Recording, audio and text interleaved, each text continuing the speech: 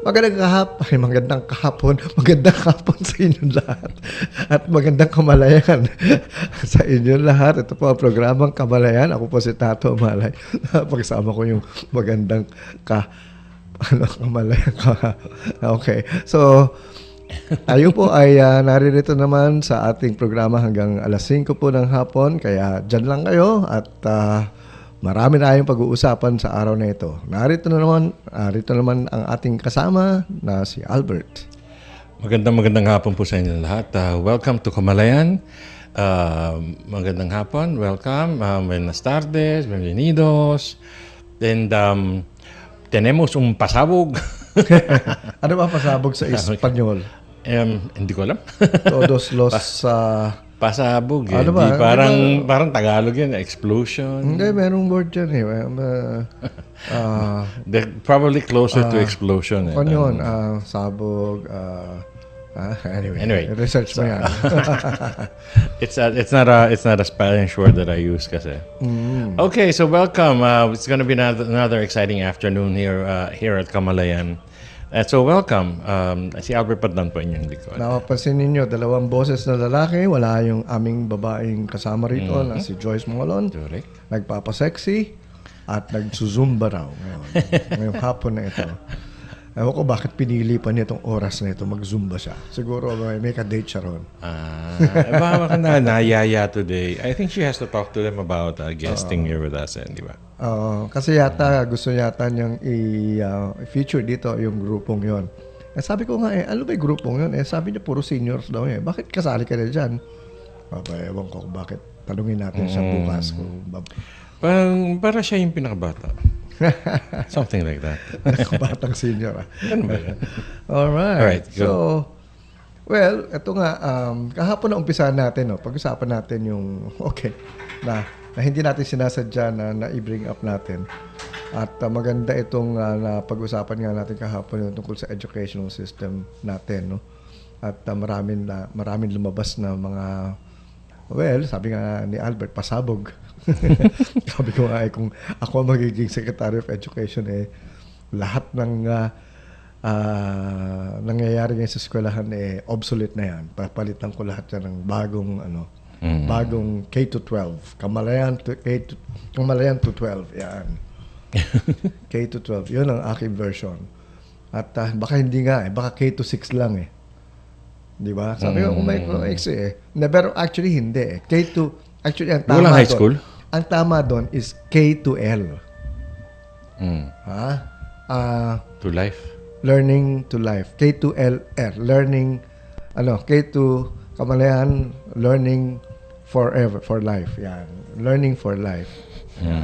Ganun ang Kamalayan talaga. You will not stop from learning. Hindi ka gagraduate. As a matter of fact, pag natuloy na itong taon na ito, ma-put up natin yung ating Kamalayan Center dito sa Manila, na kung saan we will put up some courses, lessons to be learned, sana supportahan nga ng mga taong naniniwala sa ating advocacy, no? Correct. At ito ay, alam nyo, naghahanap po kami ng lugar Ang lugar na hinahanap namin para accessible sa nakararami ay MRT, LRT accessible. Kumbaga malapit, pagbaba mo, nandun na. No? Mall yan. Oo. In other words, hindi, marami naman. Tatayo, Kamalayan Mall. So, kung may mall na may kwarto doon na makuha natin, na ma-arkilan natin na mas mura-mura, bakit hindi? But we want it accessible kasi. So, yun ang unang requirement. MRT, LRT accessible. Para kahit saan ka, wala kang lusot na sabihin mo, kasi ang hirap puntahan yan Unang-una, matraffic. Wala traffic sa sa MRT. Correct. Pinaka-practical yun di ba? Oo. Pero mga iba, kanya-kanya ng... Some people will still take the bus, ganun, mas practical. Okay lang yun. But at least, doon sa mga nakararaming sumasakay ng MRT, LRT, they will find it convenient to... we will keep our fingers crossed about the service also. All right. No, yun na nga, yung K to L to L. LFL. Learning for life. Yan. Ganun talaga yan. Hindi ka gagraduate dahil you will learn and study for life, forever. Kaya dito sa atin may forever. Continuous. What we mean by learning or studying forever, alam nyo, ang pagkakamali natin uli dito sa ating educational system, ang akala ng nakararami, pag nag-graduate ka na ng college, o kaya kahit na nag-advance ka, nag-masters ka o nag-PhD ka, akala nila, pag tapos ka na doon, tapos na yung pag-aaral mo. Hindi Hindi ka pwedeng magtapos Sabihin mo, ay, alam ko na lahat graduate na ako ito diploma ko Ay, yan hindi ang problema. Hindi tayo ganun sa panahon na ito. You cannot anymore not learn new things. Ang bilis ng pagbabago ng teknolohiya, na mga nakikita natin kung saan-saan, no? Sa media na lang, kung ano yung nakikita natin. So, in other words, kapag hindi ka nakasabay dyan at hindi pa napag-aralan ang mga pagbabago na nangyayari, wala ka pupuntahan, sabi nga ni Willie. Yan, masayang Kamalayan po, panibagong sibol at panibagong aanihin sa Kamalayan. Parang Sogo Hotel. Aba, nag-advertise Malapit, madaling puntahan. Ayan. Baka nga doon tayo kumuha, no? Salamat, Willie. Aba, kung sponsor na tayo ng Sogo, dito lang kayo, may kwarto kami para sa inyo, may function room kami na, Bakit hindi ba? Panalo yun, Sige, hayaan mo, kausapin natin. At marami sila mga pwestong gano'n. Meron sila sa Guadalupe, may John doon yung MRT. Oo nga, no? Baka pwede yung dulong stasyon ng sa Taft. Ganun, may Sogo doon. Kasi dati kami, alam nyo, kami ni Albert noon, from Baguio till up to Manila. Well, actually, it started here in Manila. Bago ako pumunta sa Baguio, dito ko ginagawa. Nagko-conduct ako ng nagko-conduct kami ng study groups, yung Conversations with God study groups, nga si WG. At ginagawa namin yan sa mga restaurants. Right. Yung mga accessible talaga rin, accessible na restaurants. Yung mga 24 hours, minsan gano'n So, kasi minsan lalampas talaga ng alas 2 pero hindi ng ating gabi. Ang lesson namin doon sa pag nagkuha ka pala ng 24 hours, madarik sisimula ka na 7. Yung iba darating 11 o'clock. Pauwi ka na Pauwi na kayo Yung iba sabi, uwi na kayo. Akala ko, pwede pa ako hahabol Naku, sabi ko, ito pala mahirap pag ganun ang oras ng yung pero ang maganda kasi pag 24 hours, talagang kung tumagal ang usapan, pwedeng hanggang madaling araw, no?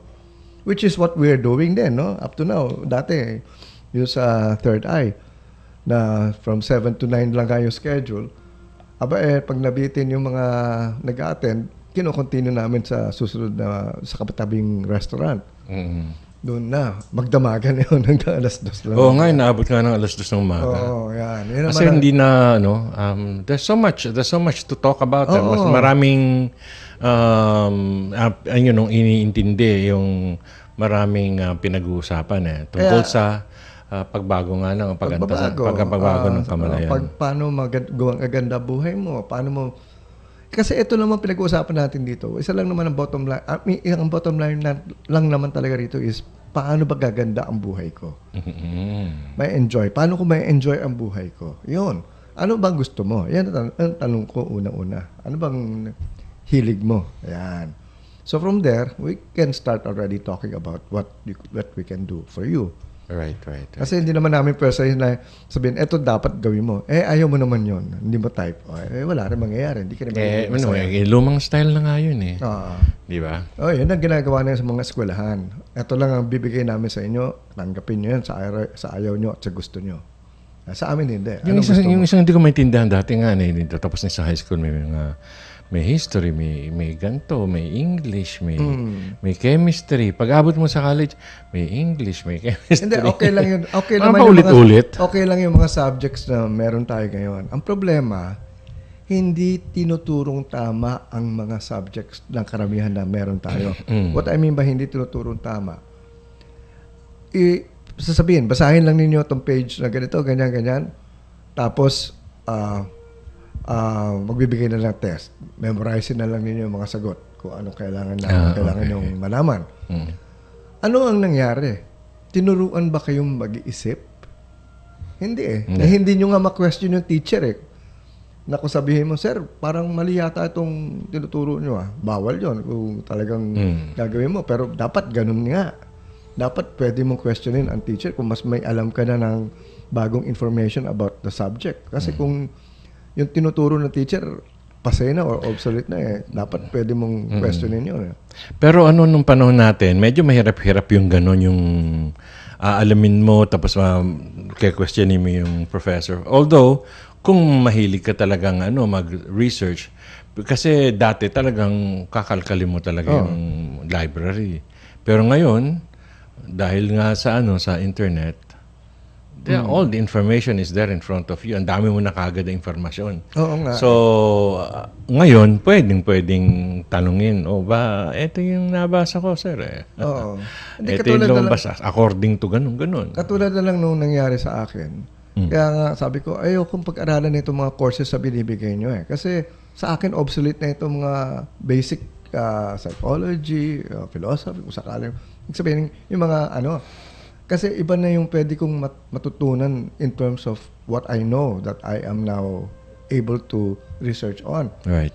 Hindi yan ayoko nang balikan ito. Tapos sasabihin nyo sa akin, kailangan mo daanan pa rin yan. Sabi ko, it's a waste of time Ngayon, ang ginagawa ngayon natin, up to now, yun nga, pinipilit natin. Pero pagdating nila sa actual buhay, yung pag-graduate na nila, pag wala na sila sa patatakwin na rin buhay. Tapos sasabihin sa kanila, alam mo, ang unang marirealize ng estudyante, bakit hindi sa amin tinuro ito? Bakit ang tinuro iba? So, ganyan na kadalasan tanong ng estudyante. Kaya kawawa estudyante. Imagine, staying in college for 4 or 5 years or even for, sabihin mo na 8 years. Kaya ba nila binabago yung mga curriculum na yun? Yung kung ano yung tinuturo? Hindi nga yata binabago. Dinadagdagan lang nila kung sakali may bago. Kasi parang pag obsolete, why even teach it? Hindi ba? Parang gusto mo malaman yung history nun? Or ito, yung current? Kahit na sabihin nyo nag-OJT na kayo, on the job training para talaga makita ninyo kung paano talaga. Still, pagdating mo sa actual work, kasi sa OJT, utos-utusan ka lang dyan Hindi ka kasali sa mga decision making oo. Kape, tsaka photocopy mo lang ito. Ganyan Handa ka na Pero kape. yung actual decision making na pag sinabi, ito assignment mo, ito ang trabaho mo, ito ang gagawin mo, ito ang kailangan mo. Walang critical thinking. Ngayon, wala ka ngayong parang paraan. Ngayon, parang, paano ko gagawin to? Paano ko anihin to? Kaya lang, kasi hindi ko napag-aralan to tapos ka na. Yun ang problema noon. Kaya nga, noon, alright, ito, hindi sa pagmamayabang. The reason why I was successful in the record companies I worked for, nung nagtrabaho na ako. At ito mind you, nung nagtrabaho ko walang yabang ito. Basta kung saan ako record company noon, yun ang number 1. Pag lumipat ako, kung ano man yung lilipatan ko, yun ang magiging number 1. Pag lumipat naman ako sa iba, kung ano yun ang number 1. That's why they actually looked at my performance as something na talagang, wow, anong ginagawa ni Tato? Bakit? And I was considered a legend in such a short time because nakita nila kung saan ako, I was always number 1 doon sa okay. Kahit na pag kunwari bumagsak na yung isang kumpanya, naging number 2 na siya. Okay, I'll cite you one example lang. Lumipat na ako sa ibang, actually hindi na ako lumipat, pumunta na ako sa Amerika. At sabi ko, ayoko na, tawad na ako rito. Pagdating ko sa Amerika, nakita ko yung dati kong boss, si Mrs. Belia Tan. Yumao na yan. Yumao na si Belia, matagal na. Sayang nga yan. One of the best, one of the best leaders in the recording business. Industry. Sa industry. Alam mo yung nakita ako ni Belia, sabi niya sa akin, Tato, bakit hindi ka bumalik sa Philippines? Kailangan kita. Sabi ko, bakit mo ko kailangan? Tapos na ako sa recording. Sabi, hindi, kasi hindi ako number 1 na ngayon Sabi ko, bakit ano nangyari? Basta. Alam mo, tumagal ang panahon, hindi ako bumalik. Tapos, anyway, eventually bumalik ako. Nakita ako ngayon sa isang TV station.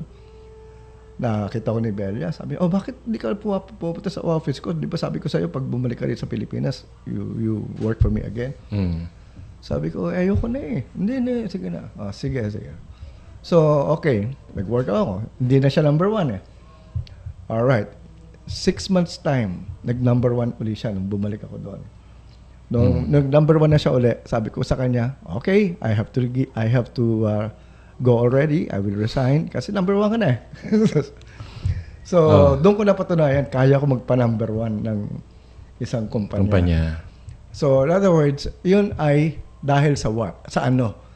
Hindi dahil sa napag-aralan ko. Wala akong napag-aralan sa eskwelahan, di ba? Inaamin ko naman sa inyo yan, di ako mahilig magbasa eh. Yun, napag-aralan ko sa bagong mga natutunan ko na sa labas ng eskwelahan. At marami yon, sekreto yon. Na binibigay ko yan sa pag nagsiseminar ako eh. Naturo ko sa kanila kung paano. And one of them is, developing that star consciousness. Yung kamalayan. It all started with kamalayan eh. Dahil doon ko na-develop ang kamalayan eh. So yan ang sinasabi ko na hindi tinuturo sa eskwelahan. Bakit ganun? Okay. Kasi yung mga nagtuturo, pinag-aaralan din lang naman nila yung text na naka-assign. So yun lang naman binabasa nila. So pinapasa lang nila. Oo. Di ba? So yan. In other words, sa marketing, napakadali lang na marketing kung tutuusin eh. Kaya nga, kung ano yung tawag dito, kung kunyari may mga instances na nakikita ko kung paano hinahandle itong mga politiko ngayon, ay sabi ko, kung palahong ko yan noon, laki na kinikita kong pera dyan. Hindi, kasi nga, alam nyo, marketing lang lahat yan eh. It all boils down to strategies and marketing and kamalayan. Yon. Without kamalayan, wala yan. Kaya hindi mo pwedeng, kasi ang iba, strategy lang at saka yung creativity. Yan. Pero yung kamalayan, hindi nila sinasali. So yung iba, nakakachamba. Pero pag yung may kamalayan ka talaga, yan ang kuwan mo. Anyway, sabi ni, si Willie pa. Okay, Willie. Tama po kayo, Sir Tato. Nangyari sa ate ko yan. Tinanong niya, professor niya, ang nangyari, binagsak siya. Pinahirapan siya ng professor. Kawawa naman yung ate mo, Willie. Pati yung professor kawawa kasi hindi niya alam eh. Yun na nga. Ang sagot niya, ipahirapan kita. Yun na nga. Kasi, oh no. Oo. Alam mo ako, nung nagtuturo ako sa Assumption noon, talagang in-encourage ko mga estudyante ko. Ang dare ko sa kanila is, alright, I dare you to ask all questions that you want to ask. And talagang I will not take anything against you. But I will prove you wrong. The process palagi. Kaya sabihin, ina-encourage ko sila. Pero anyway, alam ko na kaya ko silang overturn ko sakaling. So, ganoon lang ako ka-confident sa aking But I was also willing to learn. Pero eventually, alam ko kung ano yung kaagad. So, in other words, yung importante to. Willing to learn. Natuturo ka and still willing to learn. That's true. Even from the people you're teaching. Kasi marami ka rin matututunan sa kanila. Ay, lalo na, nung nagbago na yung mga technology. Una kong nakita mga tablet sa estudyante ko eh. Wala pang yung mga sa Apple, yung naglabas ng yung bagong labas yan. Mahal-mahal yan eh. Sino ba makaka-afford? Ako di, yung mayayaman. Yung mga yayaman yung mga estudyante ko. Nagdadalahan ng ganyan, iniinggit ako. Sabi ko, hindi ka nga, pakita mo nga sa akin yan. Turuan mo nga ako kung paano ginagamit yan. Inggit ako nun. Sabi ko, magkakaroon din ako niyan. And true enough. True enough. Anyway, so, alam nyo, may hinanda tayo ngayong magandang pasabog. Yan. Okay. At ito, may kinalaman ito sa mga nega na tao. Kumbaga, ito yung mga tinatawag natin mga energy vampires. Ganun ba ang tawag sa kanila? Oo, energy sa vampires. nega lang eh. Oo, kasi nga, ito yung kumukuha ng energy sa iyo eh. Oo nga, yung vampire kasi sinasak ang blood mo, no? Sila sinasak nila ang yung energy mo. mo. Oo, ito yung tinatawag ng energy vampires. At ano-anong mga klaseng energy vampires meron tayo? Mamaya yan, pagbalik natin. Pag-uusapan natin yung pagbalik natin na habang 4:30 na po, mag-station ID lang po tayo. Babalik kami ang Kamalayan right away. Okay. Welcome back to Kamalayan. 4:32 na po hanggang 5 o'clock kami ng hapon. In the meantime, magbabati kami ng mga regular listeners natin. Of course, si Willie. Maraming salamat. And definitely si Benjamin, kahit na hindi nagko-comment yan, I'm sure, sigurado kami laging nakikinig. So, kasama na rin si Tina. Si Christina Ledesma. At ang ating favorite new mother, si Chari Dalantar, ganun. Sino pa ba? Si Pilar, and tsaka si Alma. Thank you for continuously supporting us. And sila Gladys, Tinge, Josh at Jalvin, si Christian. Sino ba? Marami tayong mga iba pang mga hindi nababanggit dito. Well, ang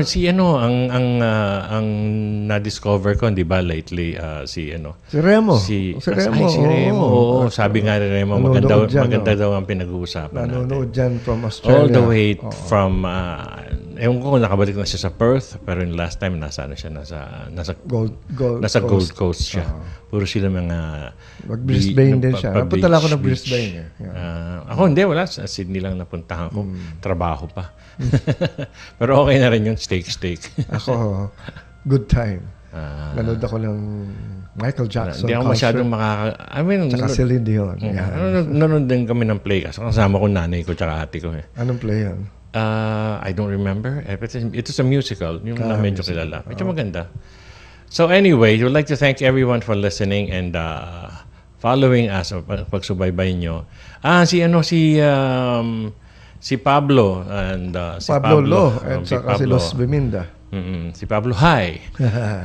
Hi na siya. So I'd like to thank you. Salamat Pablo sa pagpasubaybay. Namimiss ko yung balot mo. Gusto rin namin magpasalamat sa pagsuporta ng Sogo sa aming si Michelle programa. Okay, sorry. Sige, si Michelle. Lagi bang nakikinig din? Oo. Thank you, Michelle, for listening and watching watching the YouTube, I would think, di ba? So yung Sogo, I would like to thank them for supporting us for this next 3 months at the least. And talagang tulad ng na-mention nga namin iniisip nga namin yung mga kung saan pwedeng, di ba, accessible lang sa MRT.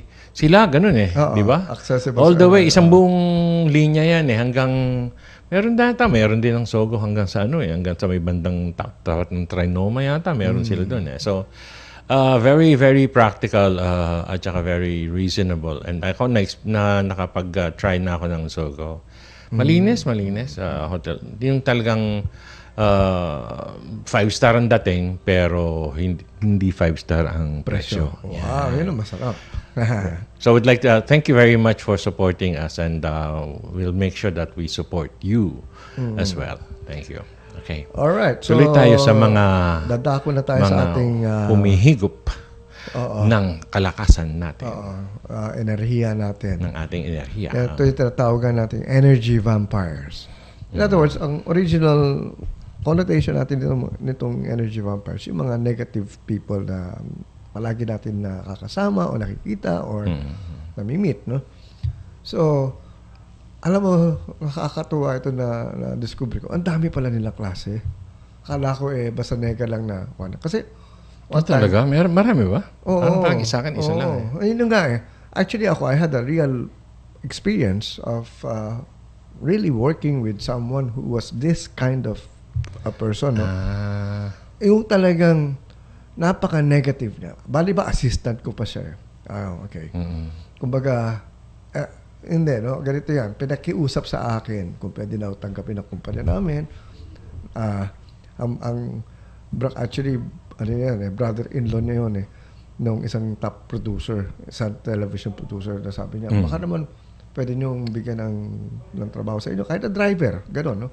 Sabi ko, Ateneo graduate, gagawin driver. Basta, kasi doon sa kanya, ang trabaho niya was personal driver niya. Sabi, kasi, brother-in-law niya Pero sabi nga niya, parang yun lang ang gusto naman ng gawin, no? Lilipat driver pa rin. Oo. Pero ngayon, bring your own car na siya. Hindi, pero ito nga yun ang sabi ko, teka muna, mukhang itong taon to, napaka overqualified to be a driver.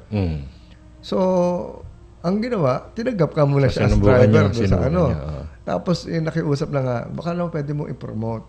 So, pin-promote to, and that person became my assistant sa department ko. And And okay This lang. is where it all began. Yun, doon ko na-discover. Ang isang tao palang napaka-negative, hindi niya alam na negative siya in the first place. Kasi yun ang natural, yung way of thinking. Ganun lang siya talaga. Pero makikita mo, natural na natural siya maging nega. Na without trying to put you down or trying to ask people to be on his side. Of course, yun na yung bottom line nun. Pero makikita mo rito yung pattern, no? Talagang meron ng sa kanya. Pag nagmi-meeting kayo, lahat ng mapapag-usapan nyo, sasabihin niya, hindi pwede yan, boss. Imposible yan. Hindi mangyayari yan. Puro ganun. So, ako naman, nasa challenge dahil sabi ko, the more na may ganun, the more na na-explain ko, mas na-elaborate ko yung mga strategies ko, plano. Kasi para pag may tumatanggi, nakikita ko yung mga loopholes, no? Right. So, okay lang yun.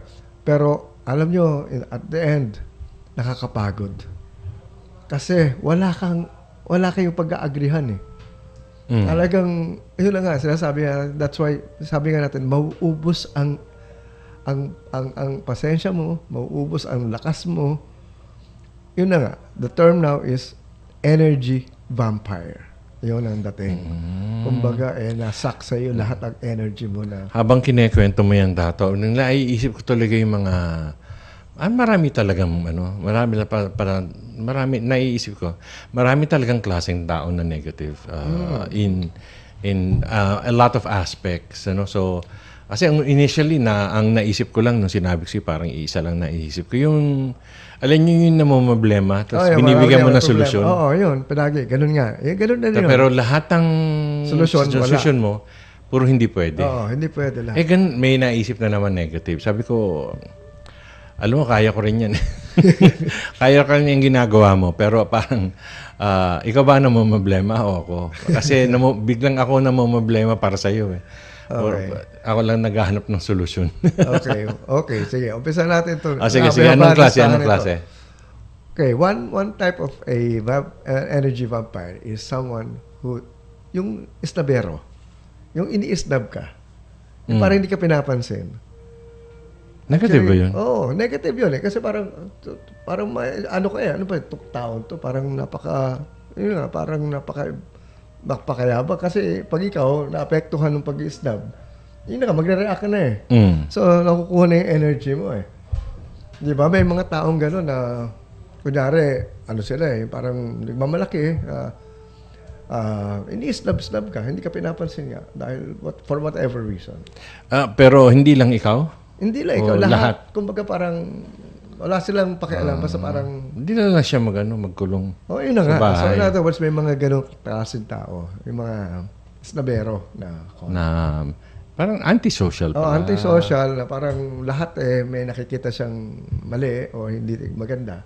So parang hindi ka papansinin. Ikaw naman, ang kamalian mo naman, gusto mo naman mapapansin. So, doon ka na madadala. Or, kung ikaw ay, mahilig mag-solve ng problema or ng issue, hinahanapan mo ng solusyon yung bakit nagkakaganto to.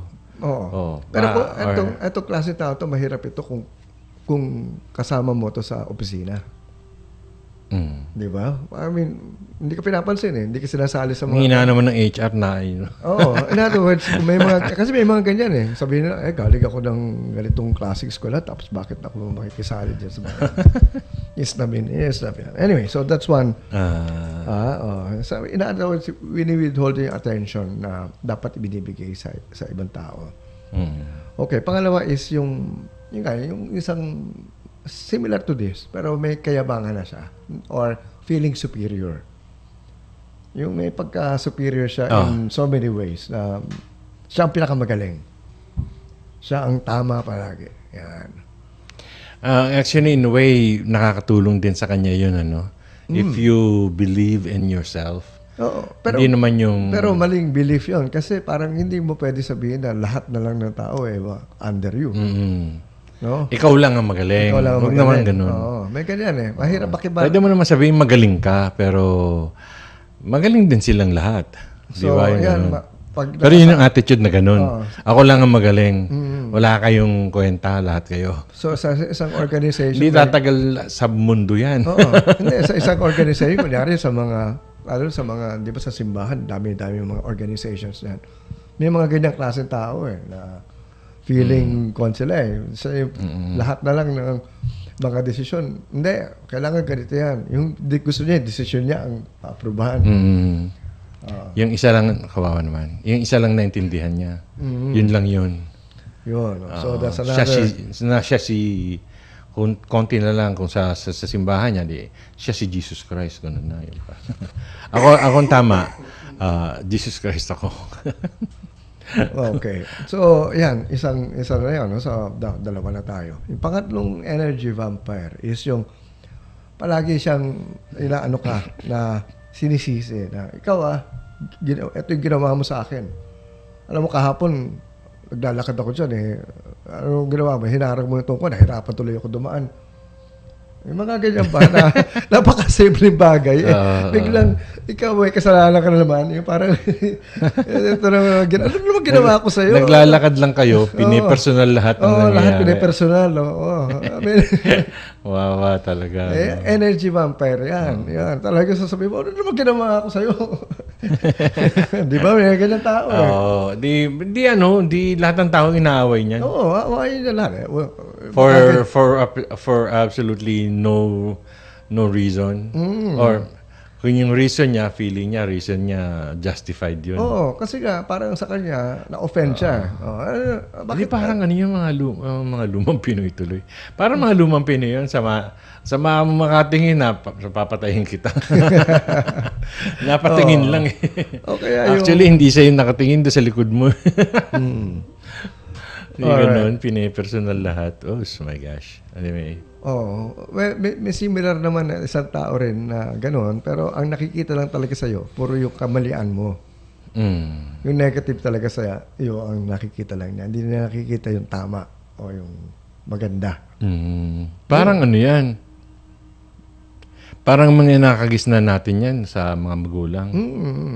Lahat yan. Maraming, hindi lang magulang. Kung talagang na-ingrain sa'yo yan yung mga pinagsasabi. Kung ganito yung parents mo. Kasi makaramihan ng mga parents, ganun and I understand ang come from nila, di ba? Na ayaw naman nila masaktan or magkamali yung anak nila. So yung mali, ang pinupuna. Para hindi na ulitin. Pero, kaso, ang feeling ng bata, wala na akong ginawang tama. So, ang point of view niya, lahat ang point of view niya, since nanggagaling sa parent, na, alam mo yung parent, if you're a child, kung maliit na maliit ka, batang-bata ka pa, Diyos yun Yung can do no wrong, ang magulang mo, siya ang, kung let's say, hari man lang, hari. Basta kung ano yung sabihin, tinatanggap what openly. They say, is gospel truth. Ganun. Walang mali. Tama lahat. So, kung yung lahat ng mali mo ang pinansin, wala kang ginawang tama. kaya parents, parin yun ng awa. Kung if you wanna point something out to your child, point it out use a positive way of saying it. You may want to avoid this, yung mga ganun, because this could happen. Ganun. Hindi yung naku, wag mong gagawin niya mamamatay ka. O sasaktan ka. Alam mo yung mga bata, in fact, ang mga bata, mahilig talaga yung maging adventurous.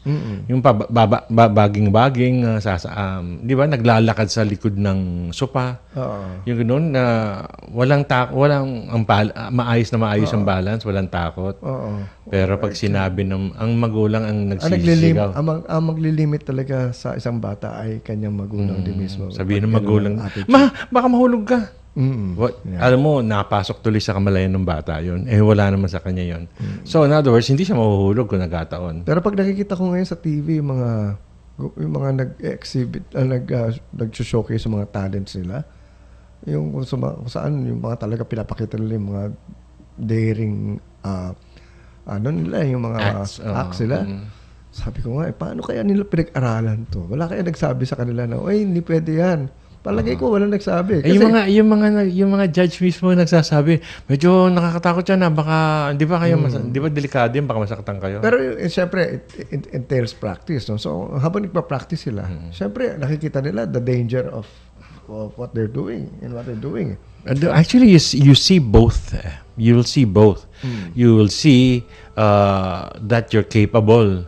Kaya ko to, magaling. Nagagawa ko, di kaya ko to, okay to. Baka nga hindi mo pa nakikita yung danger. Kasi, because all you're seeing is what you're able to do, what you're capable of. Actually, marami na siguro mga bagsak yun. Or, pag bumagsak man yun, okay. Marami nang...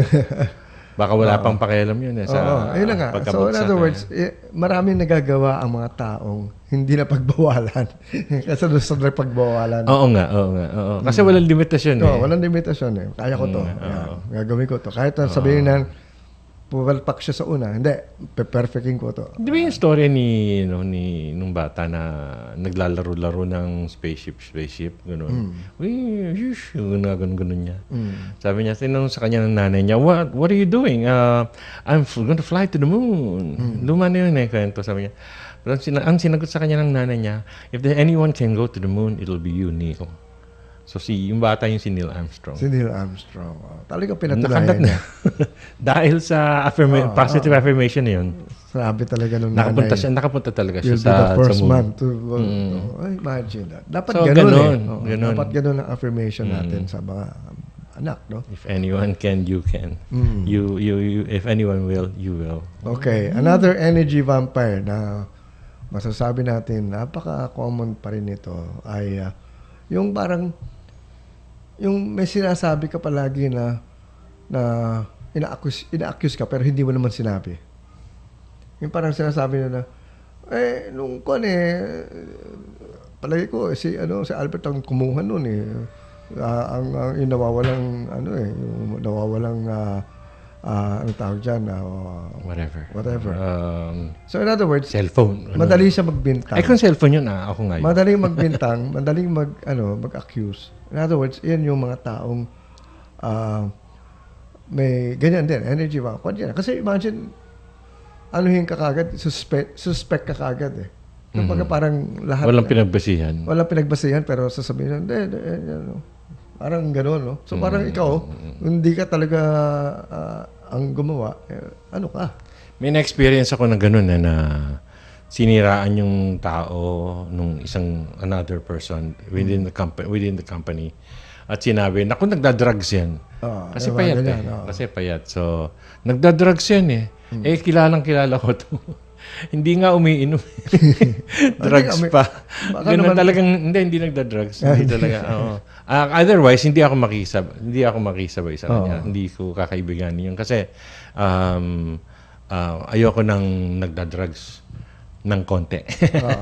Ayoko nang nagda-drugs. Been there, done that. Di ba, dinanan na natin lahat yan So, walang silbi yun. Anyway, say go. Okay, ayun nga. So, in relation to that, yun din, ganun din yung palaging binibintang sa'yo na, hindi, ang nagsabi noon si Albert, ang sabi niya si Joyce, ganun din, no? Parang, kumbaga, parang gusto niya lumusot, pero bibintang niya sa iba.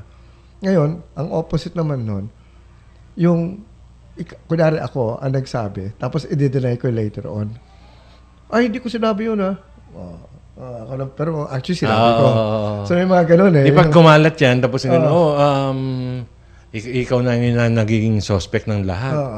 Sabi ni ganun Ay, wala akong sinasabi ganun. Hindi ako, Delay naman ako. Pero ako nagsabi nun. Pero, di ba? May mga ganun Yung parang iwas pusoy. So, in other words, para tuloy nakakaawa na naman talaga yung taong ganun. Kasi, parang may dilemma, may nangyaring negative. Ituturo kagad ng ibang tao. Tapos pag umikot, hindi siya. Mabilis nga talagang yung nagtuturo ng negative sa labas. Malamang kasi baka nasa kamalayan niya. Wala yan talaga lahat. Nasa kamalayan niya yung nagnanako kaya nakikita niya yung pagnanakaw sa ibang tao kahit na hindi ginagawa. Kaya ang sabi, may Candy. may nabasa ako, sabi bago mong husgahan ng isang tao, dapat sigurado ka na. Kilala mo siya. Actually, kahit na Candy, kilala mo siya, wala ka pa rin karapatan na husgahan ng isang tao. Oo. Anong ginagawa ng CCTV camera? Sumimangot si Candy. Kaya may mga CCTV camera para may kahit papaano man lang, kahit na yung shape man lang ng ulo, medyo hindi mabagbabasihan mo kung siya ang nagnakaw, di ba? Okay, another energy vampire. Pero ito, napaka-common ito. Lalo na sa mga kabataan, sa eskwelahan lalo na. Bullying. Wow. Di ba yung mga bully? Yan yung mga talagang mapang-api talaga sa kapwa. Talagang kawawa ang ma-bully niya, no? In other words, maghahanap yan ng talagang kakayanin niya. Ano naman sabi ni Candy? Ako, yung anak ko po, sinabihan ng isang classmate niya na panot siya. Sabi ko, hayaan mo lang. Bakit? Kasi bagsak hair niya at malaki noo. As in, yung anak mo, ganun, bagsak hair niya, mapalanig. O saan sinabi mo? Kasi malaki noo mo, iho. Ibig sabihin ng malaki noo, intelihente. Yun. Di ba? Ganun yun. Pag sabing malaki ang noo ng isang tao, intelihente. Yun ang dapat salabi mo doon sa anak mo. Para at least, okay. Hindi na siya may ilang. Hindi, tsaka proud na siya ngayon. Ang sagot lang naman yun, thank you, same to you. Ito mo si Albert. Thank you, same to you. Ito mo si Albert, malapad ba noon ito dahil intelihente o napapanood na lang? Hindi, intelihente talaga. Intelihente talaga, malit pa ako, ganun Sabagay, intelihente ka naman. Nakapasa ka sa UP. Noong bata pa ako, gulit nga ako na where's the moon? Ako lang nga nakapasok dun sa mga kakapatid namin. Tama. Ako lang nga may, totoo ba yung IQ na yan? Okay, so bullying, no? Hindi natin kailangan yan. Marami na lang nakakaalam kung ano yung bullying na yan. Tsaka yung mga binubully, usually, ang nangbubully, usually, ginugulpi sa bayan, Kasi nakaka-experience ng bullying from most likely parents. Karamihan maraming mga issues ng mga bata sa bahay pa lang na-experience na nila yun Isa pang energy vampire. Ito, talagang nakikita rin natin kung saan-saan to. Yung nangihiya. Yung talagang ianuhin ka talaga. Ipahihiya ka talaga.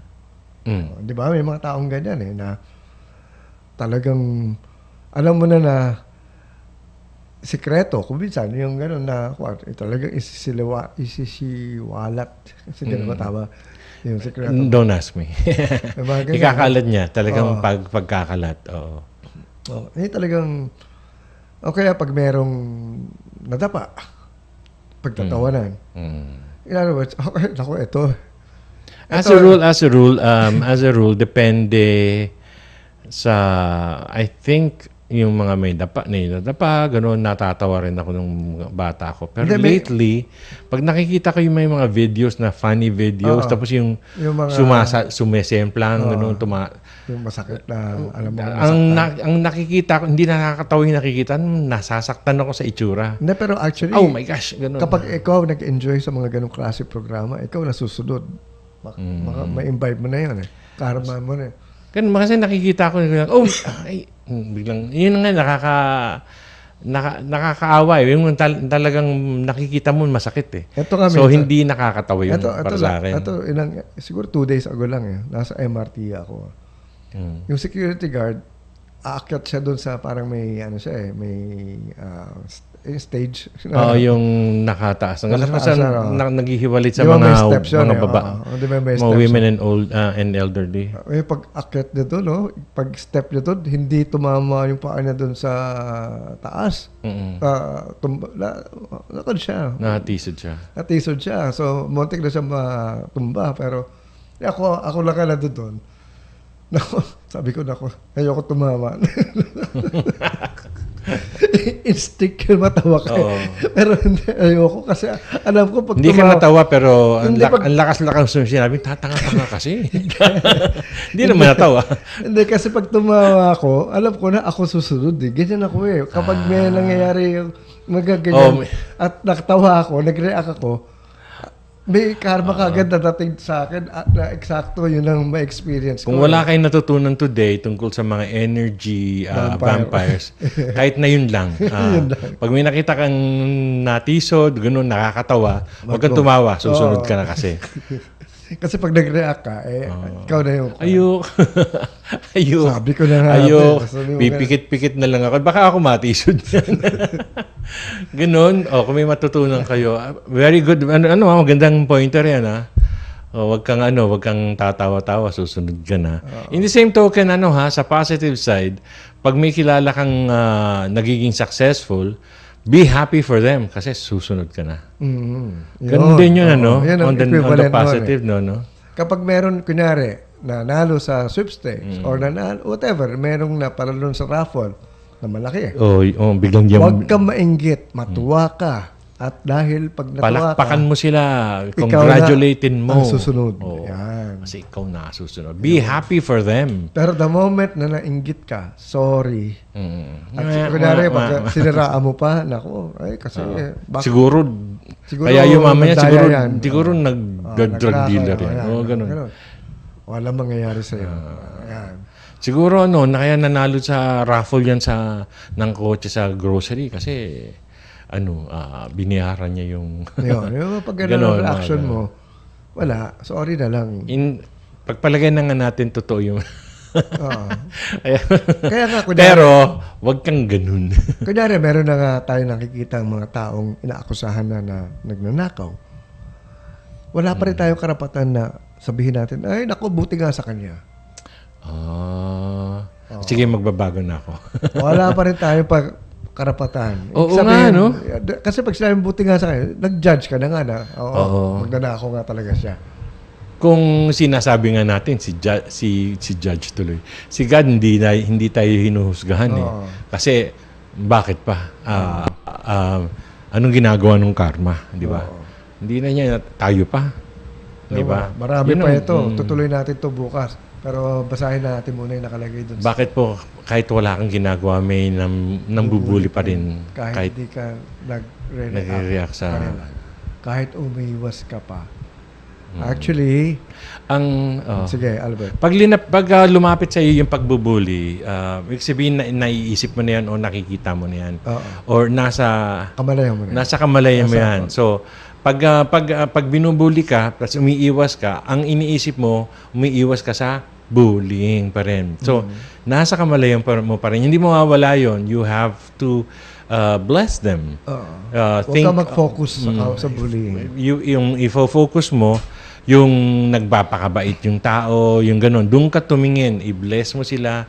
I hope they become happy. At saka, kasi alam mo na, pag nang binubuli ka, sila mismo binubuli sa bahay.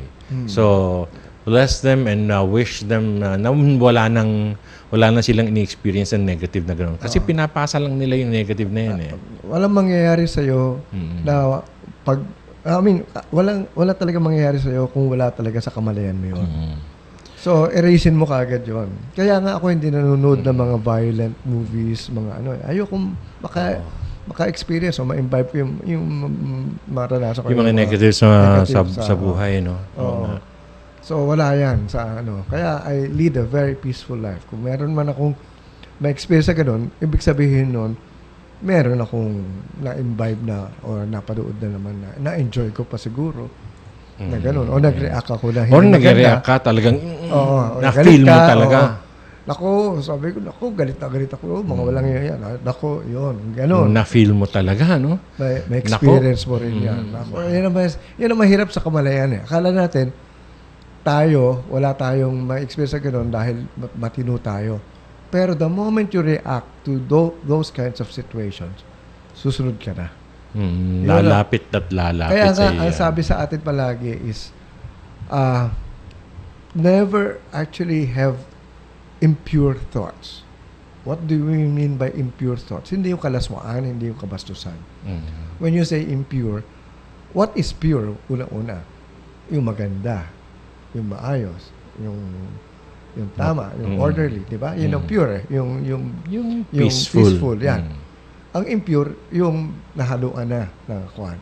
So, pag nagkaroon ka na ng ibang thoughts, yan ay ang problema na sa ano natin. Kaya always have pure thoughts in terms of what you are That's right. wanting in life. Kaya nga, akala nila, pag sinabi, ay, hindi naman pwede yung pure ang thoughts mo palagi kasi palagi may dumadaan. Yes, may dumadaan na impure, na hindi maganda, na negative, pero don't dwell on it. The moment you dwell on it, yun na. Huwag mo sakyan. May nangyayari, na-experience mo, dumaan ng ganun, ang reaction mo, baguhin mo. Kung ang reaction mo as maging violent, choose to react positively about it, non-violent, or think about peaceful resolutions or peaceful situations. Kung tao yan, yung sa kanya, i-bless mo talaga siya. Yun talagang ano, no? Yun talaga ang panlaban mo eh. I-bless mo yung tao na yun. Kasi pag na-bless mo siya, a blessing for someone else is really a blessing for you. Okay. Yan. So, at this point, papaalam muna kami. Tutuloy natin itong marami pa palang mga energy. Mga 10 pa itong energy vampires. Ayan. Ay, marami pa tayong mapapag-usapan bukas. So, salamat sa pagpakinig. Si Albert Padlan po to. And have a wonderful Kamalayan evening until tomorrow. Kamalayan evening. Kamayan. Kalamayan. Kamalayan evening hanggang bukas. Alright. So, sa ngalan ni Albert Padlan at ni Joyce Maulon, ito po si Tato Malay na nagsasabing isang magandang kamalayan sa inyong lahat.